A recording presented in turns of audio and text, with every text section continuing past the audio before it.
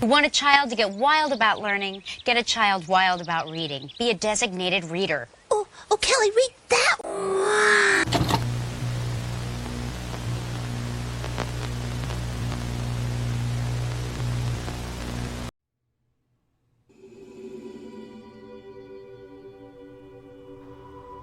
To engage in any practices with a view of opening up communication with the astral plane or its denizens is conduct which can only be described as the foolhardiness of ignorance carried to a high degree. Only an exceptionally strong, pure, and trained character can withstand the dangers of this realm, and it is not without justification that students of occultism are warned against any such procedure.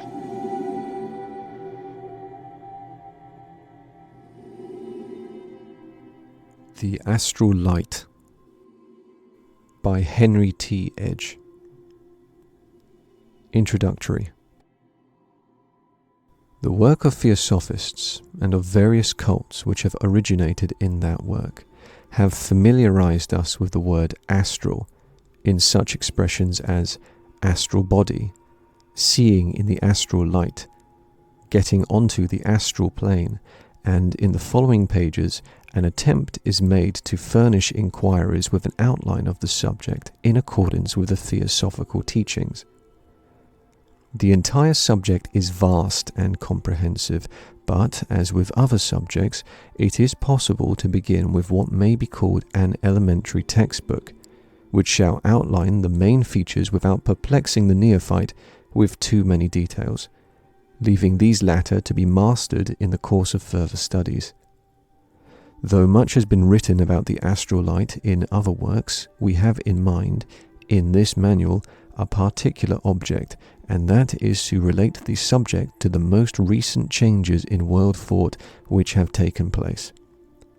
Such a conception as the astral light may appear to belong to that mysterious category known as the supernatural. Here, however, the supernatural will be entirely rejected, and we propose to show that the astral light is, in actuality, a part of nature, and an essential part of nature. The incomplete spheres of both science and religion have left unexplored a very large realm of nature and of human experience, thus leaving us without guidance in a realm which it is of the utmost importance for us to understand. This lack is partially and very inadequately filled by various schools of psychology, psychoanalysis, and the like, which are groping largely in the dark. Again, there is the whole vast subject of the night side of nature, apparitions, raves, presentiments, haunted houses, and the like, the reality of which is so well attested that few remain today who feel able to get away with a simple denial of the facts. Such things are natural, a part of nature, and demand to be explained and understood. The meaning of the term astral light. This term, though perhaps not the best that could be chosen, has come down to us from certain medieval mystics and passed into current use. Astral means starry, and was used both by ancient and medieval philosophers to designate spheres above the terrestrial or earthly. In the same way, such spheres were often spoken of as spheres of light, or fire, or aether. As to the word light, we might substitute the word matter and speak of astral matter instead of astral light, but in this case it would be a kind of matter that was self-luminous. We might also speak of the astral plane, and this may help us to realize that we need to feel more certain as to just what such words as light, matter, and plane really mean. How does science regard light? If it is a vibration, then we must suppose some vibrating medium, and this medium must be of a material nature. And if light is not a vibration, then we must suppose that it is itself a form of matter. Theosophy recognizes several different planes of nature. The plane familiar to us is called the physical plane, It is related to our physical senses. If we have other senses, more subtle ones, and these should come into play while our former senses become inactive, we should get quite another picture of the universe. Things which we have taken for granted because we are so familiar with them, and which we have assumed to be universal and invariable, would be seen to be peculiar to the physical plane, to our physical consciousness, and not necessarily appropriate to other planes. Notions of space and time and magnitude and position and density and force might be entirely different. We should have left the physical plane by this point. We should be on the astral plane, in the astral light. It is often convenient to consider the universe under threefold aspects, just as we may consider man as spirit, soul, and body. In this view, the astral light would be the intermediate sphere between the spiritual and the physical, and thus it would be the soul of the world, as indeed it has often been called. Thus, the astral light in this view would form a connecting link between the higher and lower worlds. It would stand to the higher world in the relation of a body, and to the lower world in the relation of a spirit. But it must be pointed out that such a threefold division of the universe is not a complete analysis, and is only adopted for the convenience of a concise view. For theosophy divides the universe into many planes. In this latter view, the astral light is the plane immediately above the physical plane, and is the lowest of a number of cosmic planes, reaching from the physical plane to the highest spiritual plane, in a gradation of steps of greater and greater refinement. To these other planes various names are given, such as Akasa and Aether, but it is not necessary at present to go into details as to these distinctions.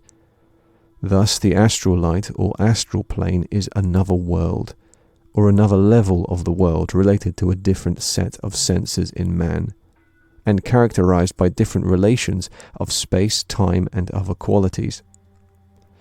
If it be asked whether the astral light is a form of matter or a form of energy, it may be answered that the former distinction made between these two by science is now becoming obliterated, and it is coming to be recognized that there is no essential distinction between matter and energy.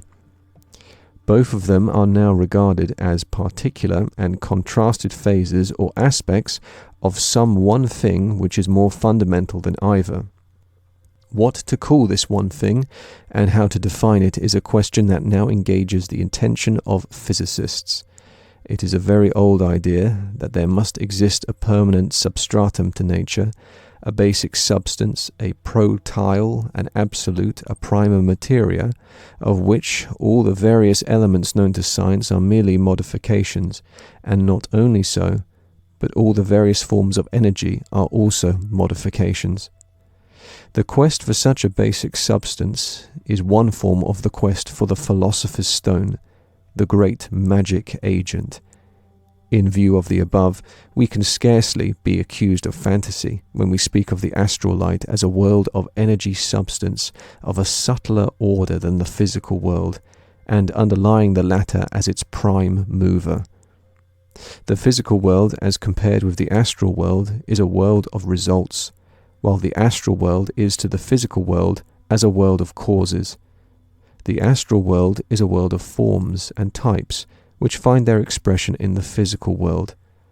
This idea is necessary in order to account for many quite familiar happenings which have no real explanation on orthodox lines of the older physics. The astral light has well been called the world's memory and the cosmic picture gallery. It is nature's storehouse of forms. Everything in the physical world pre-exists in the astral world as an image or type or form. Besides this, it is a great memory, nature's memory, for it retains impressions of objects and events on the physical plane. Thus it is a great record.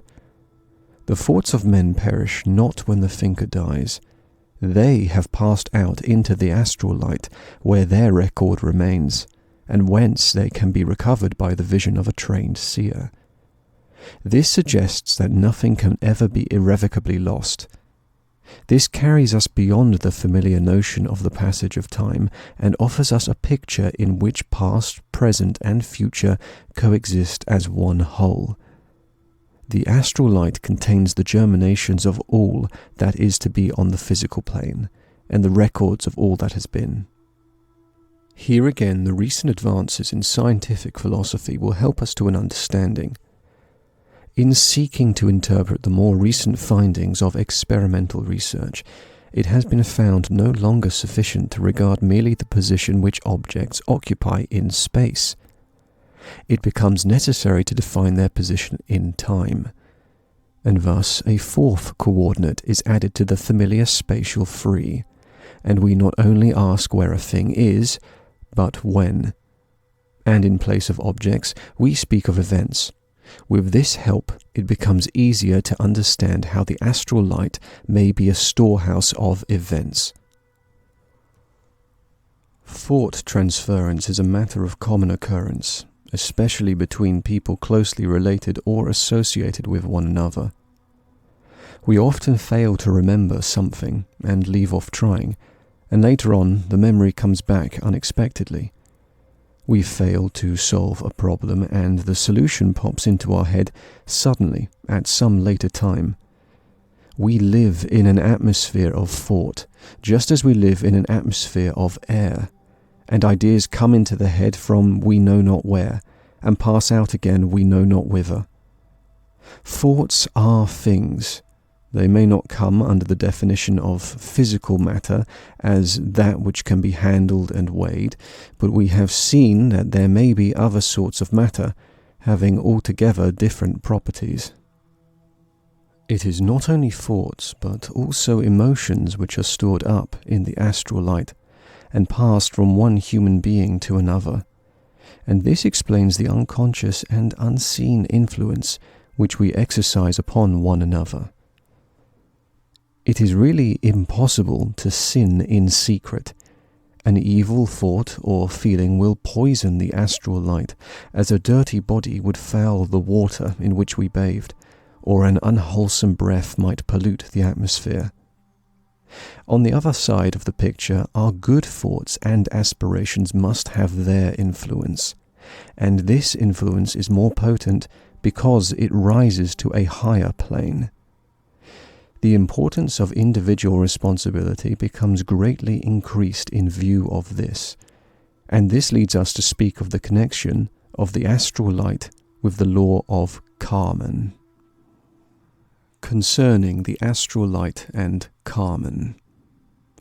While we may believe that our present experiences are the fruit of our past acts or thoughts, and that our present acts and thoughts will beget future consequences for ourselves, we often fail to see the links connecting cause with effect.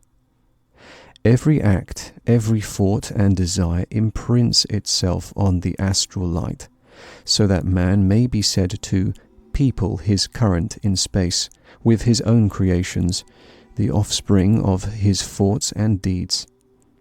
And the consequences of such acts will return to their doer in accordance with two laws for which we readily find analogies in physical science. One is the law of action and reaction. The other is the law that like attracts like. Any energy thrown forth in one direction tends, when the force is spent, to flow back in the opposite direction, as in the swing of a pendulum or a stone that is thrown up. And as each impression is stamped with the quality of its creator, the law of affinity tends to bring it back to him. Karman is the adjuster of disturbed equilibrium. It may even be said that what we call an act is only half an act. The whole act includes the reaction as well. But the deed and its reaction may be separated by long intervals, so that we fail to trace the connection. The two may even be separated by the gap of a physical death, so that the causes set in motion in one incarnation will not yield their results until a later incarnation. But the astral light provides for this, for it is the great storehouse of nature and can preserve impressions indefinitely. Misunderstanding as to karman may be caused by confusing physical acts with moral acts, and much of this misunderstanding will be cleared up if we bear in mind that the astral light is only one of 7 cosmic planes, and that the law of karman acts on all planes. Also, we must remember that karman is not a blind mechanism, such as is imagined by materialistic thought. There can be no such thing as a blind mechanism anywhere. Life and consciousness lie behind all phenomena, even the phenomena of physical matter, as is better realized now than it was in the last century. It may be convenient sometimes to use mechanical terms in speaking of karman and the astral light, but we must not forget that the astral light, like the rest of nature, is alive. Spirit and matter are opposite poles of the same fundamental substance, and the higher we advance from physical matter up through the various cosmic planes towards the spirit, the more accentuated becomes those spiritual qualities. So the astral light may be thought of as an intermediate grade between spirit and matter, or between mind and matter. It is hard to find exact terms in our language, and when we remember that there are 7 planes of the astral light, we can more readily understand how mind and matter may be connected by a series of graduating links. When we speak of a chain of causation connecting acts with their results, we must bear in mind that the links in this chain are not the inert bodies dealt with in physical mechanics, but are more or less conscious, living beings endowed with volition and purpose to a greater or lesser extent.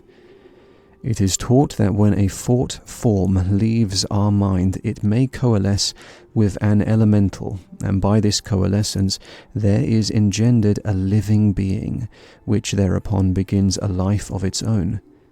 Its conscious life consists entirely in the tendency to repeat the act which it represents, so that it is instinctual and not endowed with any more intelligence than is necessary to enable it to execute that function.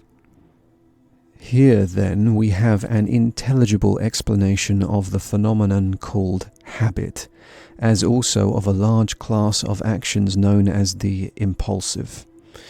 Each one of us has surrounded himself with a host of such elemental beings, which are continually trying to express themselves through our minds or our bodily mechanisms. Such words as tendency, proclivity, and the like are used in common parlance or by science as mere counters. They are abstract nouns or uncached checks or algebraic letters for unknown values, so that our explanation is not superfluous but necessary. Previously we had overlooked this evidence because we were not seeking it. It helps people greatly in the work of understanding and ruling themselves if they can realize that they are to a great extent permitting themselves to be controlled by actual obsessing beings, namely those thought elementals and elementals of desire, continually prompting to unconsidered speech or acts and inspiring moods of anger, sarcasm, levity, and etc., which we afterwards regret.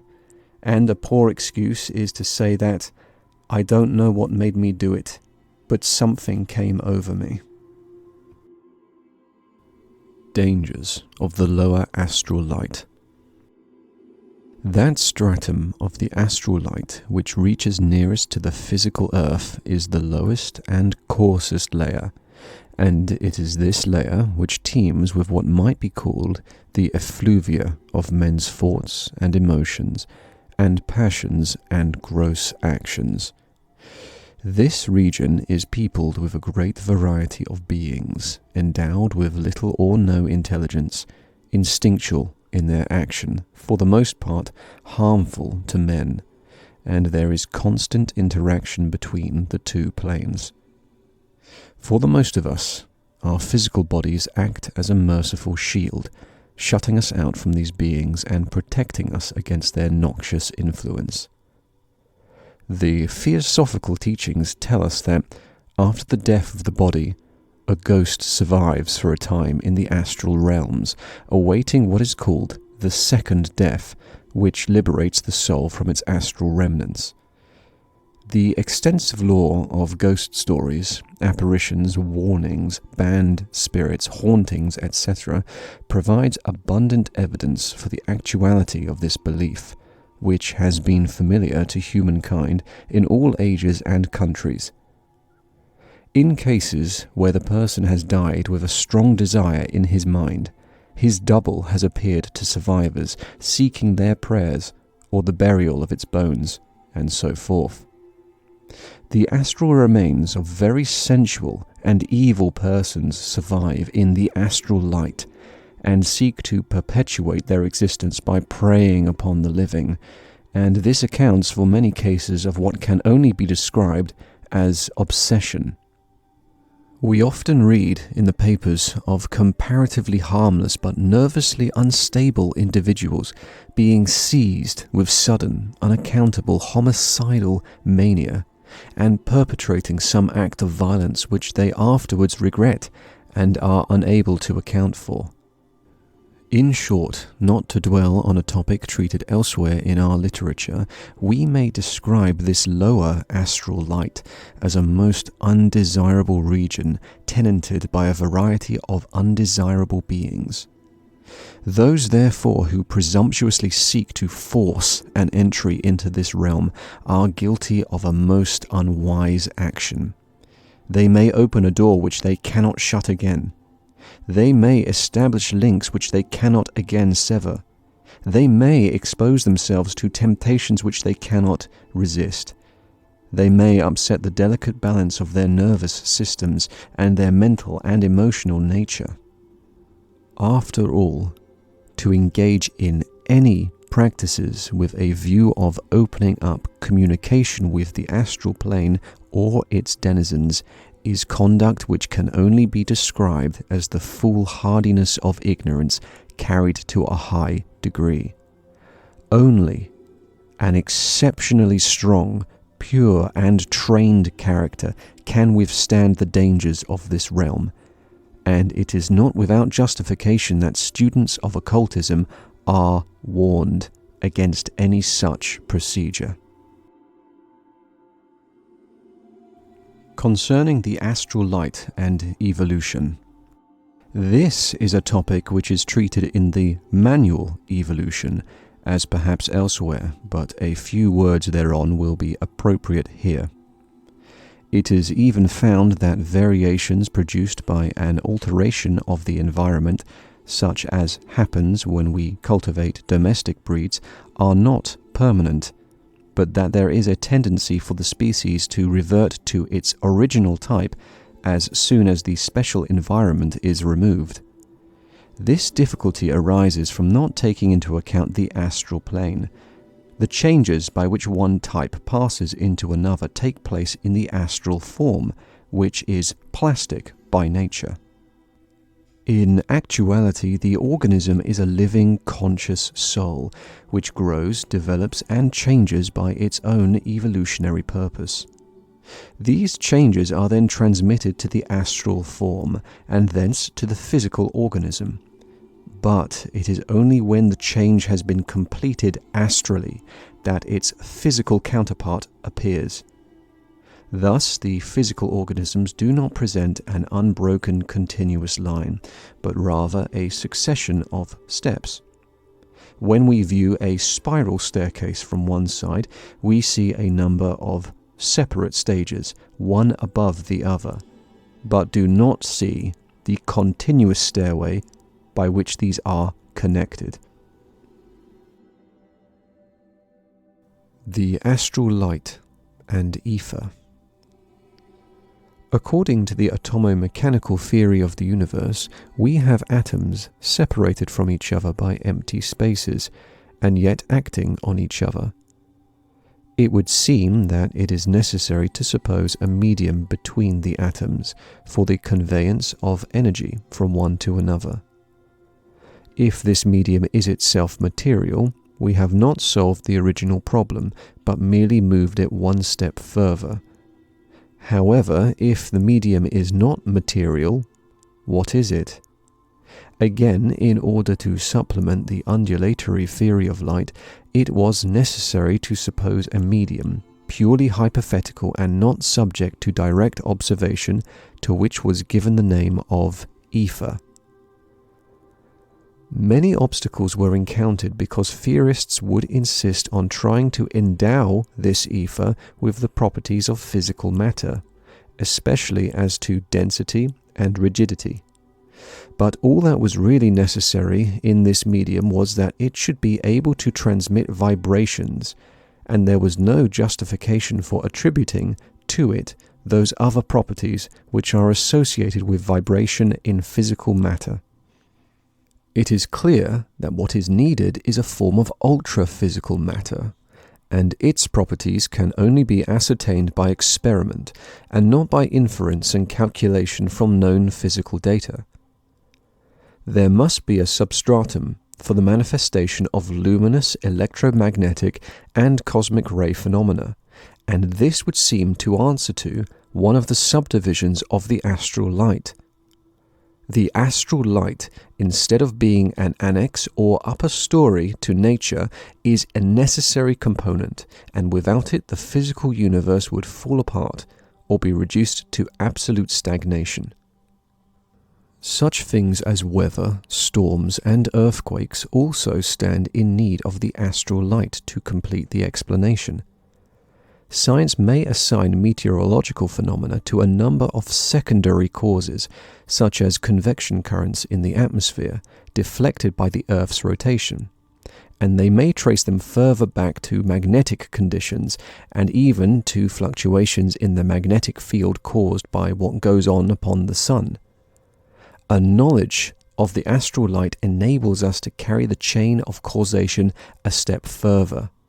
Moreover, it supplies a link between the mental and moral atmosphere of mankind and the terrestrial phenomena, which are so often suspected of being related to them. Earthquakes are attended by various mechanical phenomena, such as subsidences and the slipping of faults, but it is at least an open question whether these should be regarded as causes or as effects. Besides, it is well known that most animals and some human beings can feel the approach of an earthquake before it happens. If the Earth is a vast globe subject to continual contraction through loss of heat, the great wonder is that it remains as still as it does, and we wonder if it is not perhaps held still. The theosophical teaching is that the astral light is subject to tensions caused by the thoughts and emotions of mankind, and that such tensions can find sudden relief, thus agitating the crust of the earth. As to meteorological phenomena in general, it is obvious that, however many physical causes we may assign to them, they are still left in the category of chance. But when we introduce the astral light as a factor, we see a way of connecting these happenings with the mental and moral condition of the inhabitants of the earth. The unsatisfactory idea of chance is avoided, and rationality is introduced into the explanation.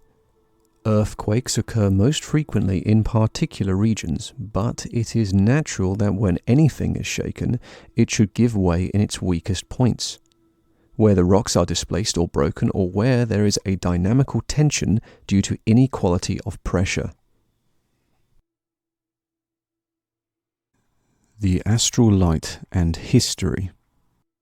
In history, as elsewhere, the current views may be roughly divided into the theistic and the rationalistic. According to the former, it is providence which directs events. The latter seeks to represent history as a causal chain in which past events determine future events, or as a kind of evolution. The providence idea is much the better of the two. Without providence, we must fain introduce vague unknown influences grouped under the word chance, a word which is merely a confession of ignorance.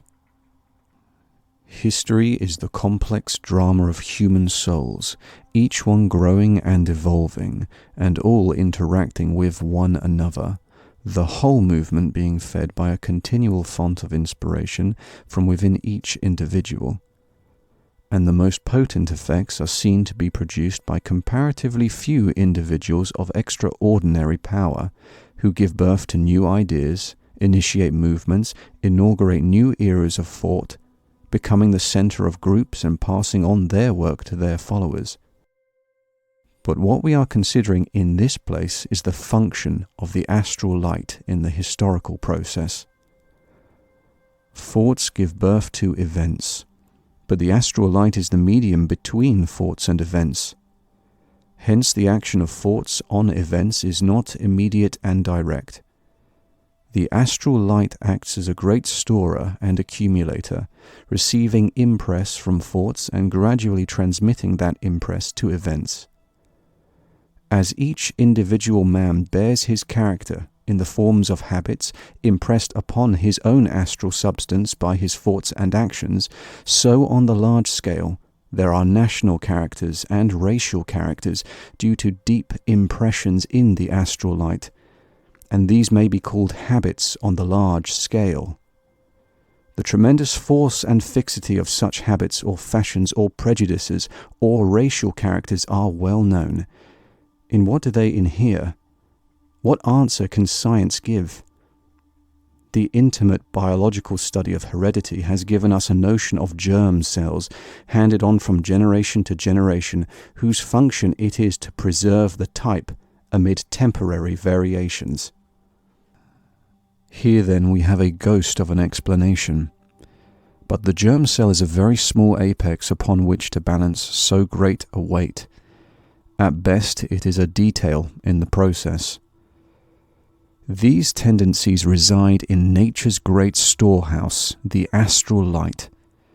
It surrounds the earth like a mighty atmosphere in which we all live. Each creed and nation has its own astral light, and the whole of humanity has its astral light. This stores up impressions tenaciously and enduringly, and it takes a great deal to change them.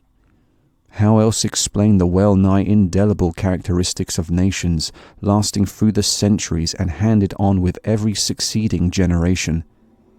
We are all born into such a ready-made atmosphere, and it takes a strong individual character to contend against it and modify its influence. Many unaccountable happenings in history find ready explanation in this way. Take, for instance, the famous gunpowder plot in the reign of King James I of England. Historians are at a loss to explain why a group of gentlemen of excellent character should incontinently decide to blow up the king, the royal family, and the whole of the House of Lords, House of Commons, and various government executives in one vast massacre. This would have left the nation at the mercy of mob law, and might well have brought the separate existence of England to an end, for the desperado was ready with his matches, only to be thwarted at the last moment by what seemed a mere accident. What influence could make people depart so far from their natural character as to commit an atrocity of such unparalleled magnitude? The answer is found in the state of the human mind in those times. Europe was made mad over religious controversies.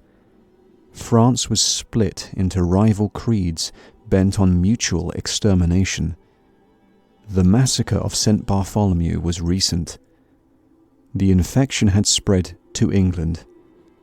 It was what we should, in the jargon of today, call a psychic wave. From time to time, the astral light grows surcharged with influences from the thoughts of men, and as nature tends ever to restore equilibrium, relief is found in violent outbursts or psychic cataclysms, which are strictly analogous to epidemics of disease. The immediate consequences are disturbing, but the end result is purification. Denizens of the astral light.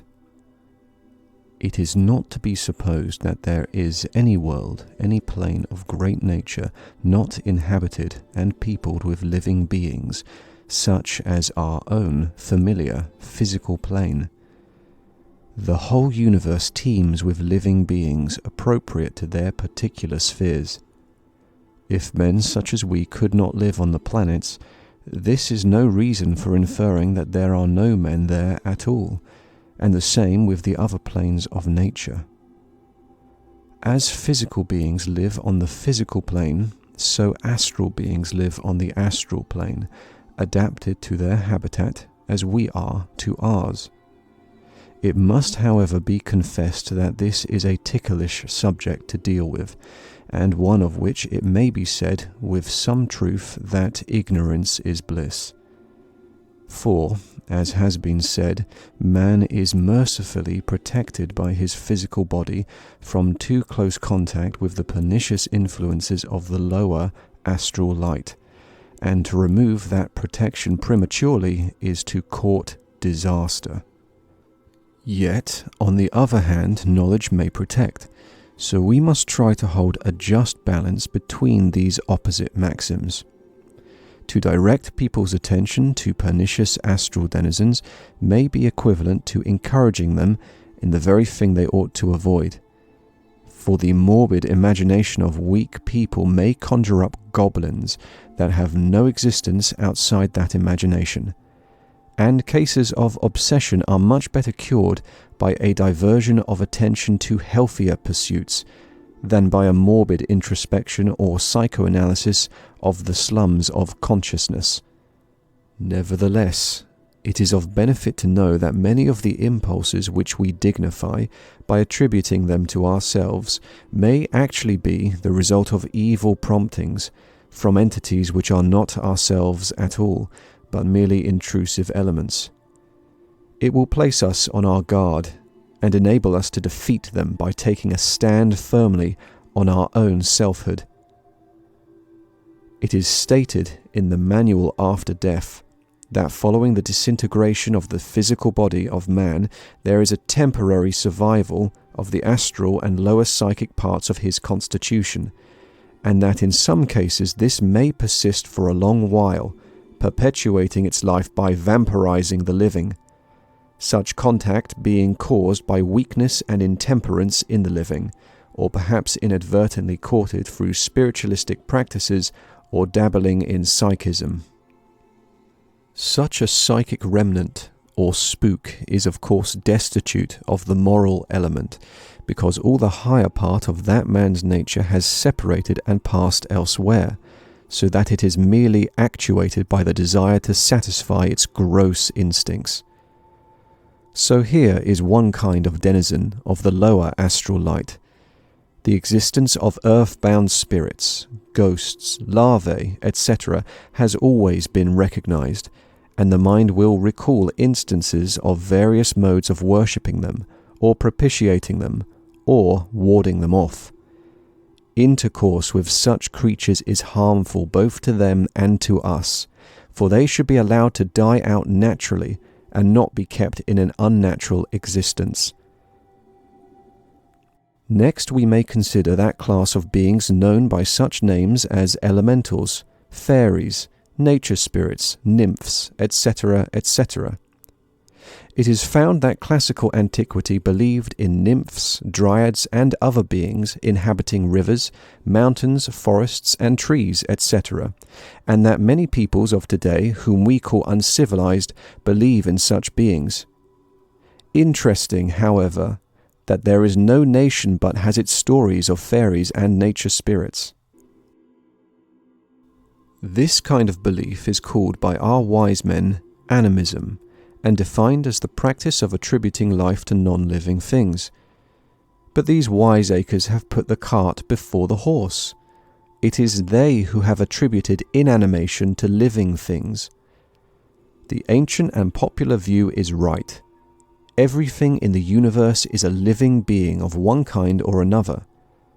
To the ancients, a tree was a living soul, which they called a dryad or some similar name. The visible tree was merely the outer garment of this living being. the dryad did not inhabit the tree, but was the tree itself. So with other nature spirits, the astral light is the home of these beings, all of whom are on the path of evolution, each in its own appropriate stage. It would be absurd to limit the number of kinds of animate beings to those alone who happen to be on the plane of physical matter. But this is a large subject, and we must leave its special treatment for another occasion. As for the elementals, no physical action can take place without them. They constitute a necessary factor among these components, which contribute to the performance of an action. Hence, there must be in the astral world the elementals of all actions in the physical world. When we hum a tune, we create an elemental, which is quite apt to worry us by insisting on being sung at inappropriate moments, as though we were haunted by a fly settling on us. This little illustration will suggest fruitful thought as to the nature of habits. Our actions generate elementals, endowed with our own vitality and tending to come again to repeat themselves and to be revitalized. Thus we get an idea of an elemental as a being which can only do one thing, and whose whole life consists in doing that one thing over and over again. If this is not a good explanation of habits, we should always be ready to hear of a better one.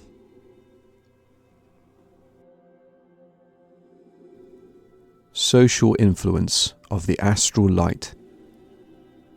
Since the astral light teems with influences put there by the thoughts and emotions of man, and since there is constant reaction of the astral light upon man, then it follows that the astral light must play a very important part in determining the conduct of man, considered as a society.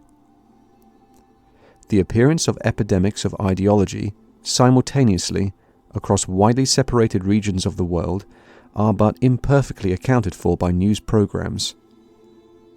As has been said, physical events are the copy of astral events. Thought epidemics follow upon astral epidemics, and these latter again are engendered by distempers in human thought.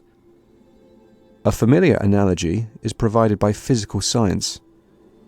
We cannot transmit a sound wave through the air from Europe to America, but we can transform that sound wave into etheric waves, then transmit them, and then reconvert them back into sound waves. Similarly, epidemics may be transmitted and their transmission explained by regarding them as being conveyed on astral currents and reproduced as physical diseases elsewhere. But apart from physical epidemics, there are astral epidemics, or perhaps we should say psychic epidemics. And in the case of these, the usual physical explanations do not suffice to explain all the facts. The propagation of such epidemics is of course greatly increased by word of mouth and the influence of the press, but these material means will not explain all the phenomena, for we find waves of opinion, emotion, enthusiasm, sudden crazes appearing without assignable cause in widely separated places at the same time. History furnishes us with strange instances of epidemic hysterias, and in the present day we may find great religious revivals sweeping over countries, or a war fever spreading over the world. What is called crowd psychology is well known and shows the existence of something which is much more than the mere sum total of the minds of the component individuals, for these individuals are swept away against their own judgment. Such ideas should not be strange in view of the machinery now provided by science, in the shape of etheric waves, sunspots, etc., to explain the transmission of influences. It has been said that thoughts are things, and it is true. Ideas float into our mind, and we cannot tell from where they come from. We work them over in our mind, and they pass from us we know not whither. Of course, there is a constant interchange of thoughts between people, and thought impressions are passing on currents in the astral light, like objects floating in water. We suck them in and pass them out again in modified form. And not merely thoughts, but emotions, or better still, thought emotions, currents of energy which cause emotions in us and prompt us to action. Which of us can claim to be master of his thoughts and emotions, immune against influences coming from an unseen source, able to stand independent of this general atmosphere in which we are all immersed? Truly, our individual separation grows thin when we think of this thought atmosphere which we all share, from which we receive, and to which we give. And think of the responsibility upon each one of us. No man can sin alone. The privacy of his thoughts cannot shield him from guilt. Before blaming others for acts which we would not commit, do we not need to be sure of our own unexpressed desires and imagination? May we not ourselves have contributed to their delinquency? But for consolation, we may look at the other side of the picture and realize that no good thought, no high aspiration, no feeling of true generous love and compassion can be entertained by us without passing out from us as a potent force to work healing in the lives of others. And such a thought is all the more potent because it acts on a higher plane. There are many problems studied by men interested in bettering social conditions, which would be greatly clarified by an acquaintance with the astral light, and with its counterpart, the astral body of man. We need first to understand better the complex nature of man, but this is not the place to multiply instances of this kind. They may be left to the reader to supply for himself. Psychic phenomena, apparitions, etc. Subject to what has been said above about the great risks attending heedless dabbling in psychism, a word may be said as to the relation of the astral light to the above matters. There are innumerable accounts of apparitions of recently deceased persons, the foreseeing of coming calamities, ghostly warnings, the poltergeist or racketing spirit, and such like. And in these cases, certain peculiar and comparatively infrequent conditions bring about a temporary connection between the astral light and physical worlds. Relations of time, space, physical obstacles, etc. are seen to be different on the astral plane. Communication between the living and the dead is difficult, and is often only achieved by the mediation of particular people endowed with a mediumistic constitution. A study of such records will provide much information and serve to confirm what we have already said about the astral plane. Glass, crystal, water, some metals have a power of condensing, if that is the right word, the astral fluid, thus assisting the efforts of a seer, whence is explained the use of crystal globes, magic mirrors, and the like. The phenomena of psychometry, by which some people are able, by handling some object such as a letter or article of attire, to arrive at much information about the writer or wearer, is an instance of the power which the astral light has of preserving images of events. It is an intriguing thought that nothing can perish, for psychometry proves to us by unimpeachable evidence that even scenes belonging to a remote past can thus be recovered. Observation must precede theory. A large range of unfamiliar phenomena must be studied before we can venture to attempt their formulation into a set of laws. Foreknowledge, prediction, the seeing of events not yet enacted in the physical world, presents a great obstacle to our power of conception. It is evident that here we have to deal with the nature of time. Coming events cast their shadow before them, it is said. If we can see the shadow, we may forecast the coming event. But what is foreseen is not a certainty. It is only a probability of greater or lesser degree. Some of the stories of forewarnings show that the foreseen danger was averted by the precautions taken by the dreamer or seer. It would seem that the astral time and physical time do not exactly gear together. Students of theosophy, especially those new to the subject, may find themselves perplexed in seeking a definite idea in the relation of the astral light to other cosmic principles. There are several reasons for this. In the first place, let it be said that it is not desirable to expect a too narrow, hard and fast definition, for by striving to do that, we narrow down the idea into something that will fit conveniently into our existing stock of ideas, and thus we limit the conception. It is necessary, therefore, for the student to keep his mind fluid until he has had time to study the matter from various angles, and relate it to the many collateral subjects from which it is inseparable.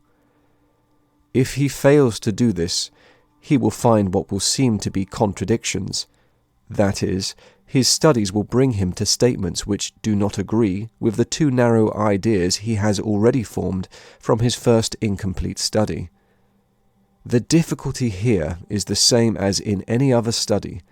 Statements which at first appear contradictory are later found to be merely supplementary. Again, the term astral light itself was borrowed from certain old philosophers, and has been borrowed many times by one writer or another, so that its meaning came to be vague and various, as those who used it were perhaps not very well informed, or each one used it in a sense all of his own. Accordingly, when we read a book such as H.P. Blavatsky's The Secret Doctrine, we cannot safely assume that the term is always used in exactly the same sense, and shall require some judgment to decide in what sense it is being used at a given time. Sometimes other writers are referred to, such as Eliphas Levi, and the word may be used in their sense. Sometimes we find it used as synonymous with akasa, and sometimes as sharply distinguished therefrom. Such perplexities, however, will disappear on a more intimate study of the secret doctrine, and no doubt will be left as to the real meaning. At the present time, too, we have the advantage of Dr. D. Paraka's works, in which the teachings of the secret doctrine are so clearly analysed, and it is now possible to give the term astral light a more precise meaning, which can be regarded as the accepted meaning. In The Esoteric Tradition, by Dr. D. Paraka, pages 952 and following, we find a tabular arrangement of the principles of the universe, of which the following is a brief summary. 1. The supreme monad, or root, from which emanate the other principles, and called Paramatman. 2. Aleya, Akasa, the origin of cosmic soul. 3. Mahat, or cosmic mind. 4. Cosmic karma, the desire or impelling force of the universe. 5. Cosmic jiva, or vitality. 6. Astral light, cosmic ether. 7. Sifila Sarira, the physical universe. This then shows astral light as the next cosmic principle, above the plane of our physical universe. It also shows astral light as the medium through which play the life forces, or lives collectively called cosmic jiva, impelled as these are by cosmic desire. Finally, astral light is a medium connecting cosmic mind with the physical plane of nature. It is always important to remember that these various cosmic principles do not actually lie one above the other in layers, but are interblended. It is often necessary to represent them in tabular form for purposes of explanation, but we must avoid letting that tabular form create a false picture in our mind. Physical science has made us familiar with the idea of different states of matter occupying the same space and interpenetrating one another, and this might be represented by a diagram in which they were placed one above each other. Furthermore, every septenary division in nature is subdivided, and subdivided again, on the same septenary plan, so that we can speak of various planes of the astral light and use such expressions as higher or lower astral light. We find the following in Dr. D. Paraka's Occult Glossary. The astral light is, with regard to the material realms of the solar system, the copy or reflection of what the akasa is in the spiritual realms. The astral light is the mother of the physical, just as the spirit is the mother of the akasa, or, inversely, the physical is merely the concretion of the astral, just as the akasa is the veil or concretion of the highest spiritual. End of concluding remarks. End of The Astral Light.